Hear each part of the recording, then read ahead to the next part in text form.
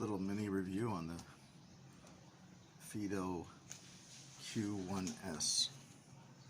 This is about, March. It's about 10 months old. Used almost every day. Not almost, used every day. Not by me, but by my neighbor. And goes to the store, picks up all kinds of food for the business to be cooked, and it's getting a little worn down, but this thing is very durable. It's never broken down. The only time it's ever been crushed was when I rode it. I don't ride it much. My neighbor rides it more than I do. I've probably ridden it, I don't know, 10 or so times. But the speed's good. It goes up hills decently. They have two models of this FIIDO. They have the Q1 and the Q1S. This is the S version. The S version comes with the additional shock, which in my opinion doesn't do anything. It doesn't seem to anyway, but I've never ridden the regular model, so I don't exactly know.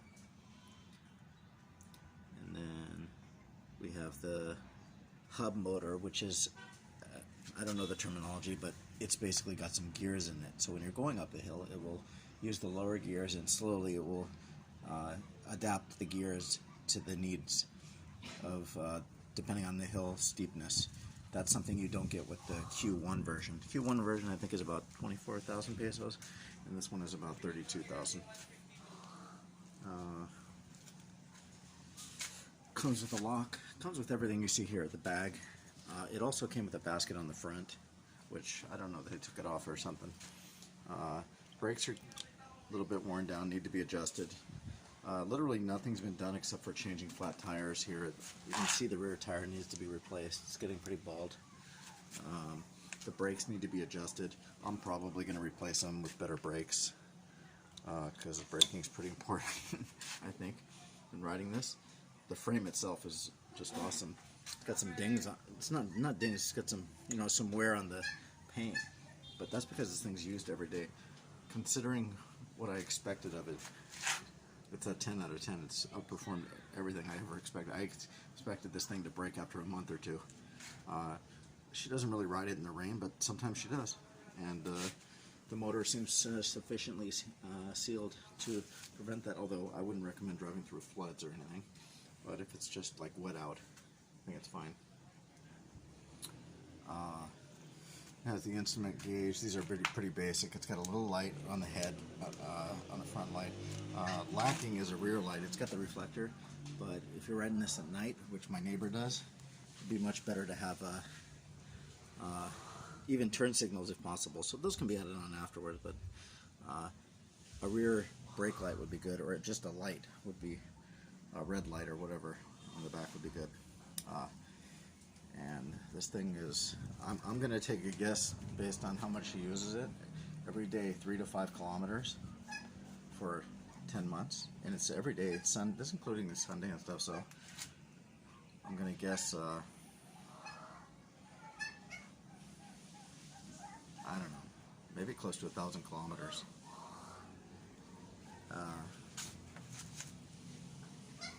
So definitely recommend this bike. It's ugly to me, but I bought this when the pandemic started, and I didn't have the money to buy a real motorcycle, so I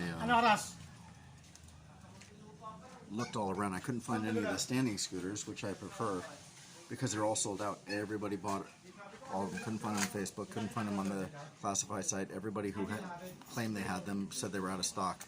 So I bought this. It was the last model the guy had.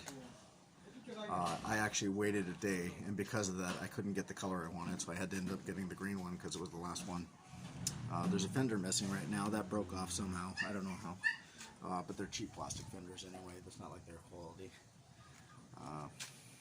But everything else on the bike,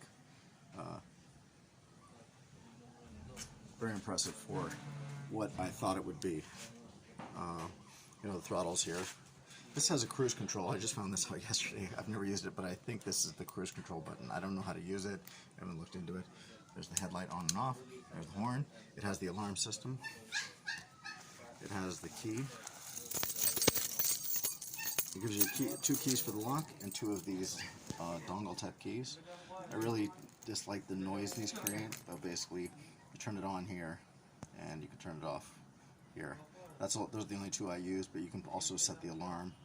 And all of these still function. The battery's never been changed on these. Both dongles still working. I think they're called dongles. I don't know what they're called. Remote control, whatever you want to call it. Both are still working great. This little bag, I saw it on one of the sites, Shopee or something. They're selling this for 2,500 pesos, which seems ridiculous for a bag, but this bag's very durable, and this holds food every day for a long time. The Velcro is worn off. It needs to be replaced. I just put in some sticky. You can see the little stick. I just put in some it's like Velcro tape on this. I just did that today, just so it would stay on a little better. But I definitely recommend this for somebody who needs to get around places. You can go a pretty decent distance. I think you can go 25 kilometers before the battery would run out. And your speeds, it's not great speeds, but it could still be dangerous because I crashed on this. Got a flat tire on the front and ended up crashing. Luckily I had my helmet on and my dog was on my backpack. He fell out. He didn't get hurt, neither did I. Well, I only got a couple of scrapes. So, definitely not happy about flat tire. I really lost control with the front flat tire. I've never experienced something so drastic, because I've had flats on my motorcycles before, but when I had it on this, maybe because the tires are so small, but when I had the flat, zero control of the front. It just slid out from under me and nothing I could do about it.